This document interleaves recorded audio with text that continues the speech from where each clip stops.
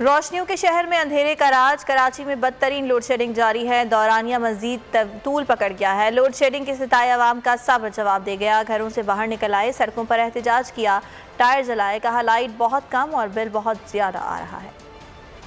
लूटमार मचा रखी है, हर बंदा परेशान है कि हम किस तरह बिलों की अदायगी करें। 1 घंटा आते, 3 घंटे आते नहीं है लाइट।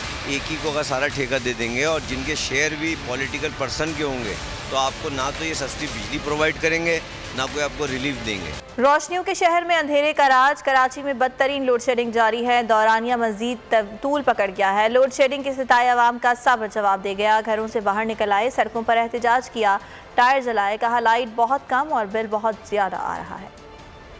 लूटमार मचा रखी है, हर बंदा परेशान है कि हम किस तरह बिलों की अदायगी करें। 1 घंटा आते, 3 घंटे आते नहीं है लाइट। एक ही को का सारा ठेका दे देंगे और जिनके शेयर भी पॉलिटिकल पर्सन के होंगे तो आपको ना तो ये सस्ती बिजली प्रोवाइड करेंगे ना कोई आपको रिलीफ देंगे। मैं हूं जैस्मीन मंजूर और आप मुझे देखेंगे सिर्फ बोल पर।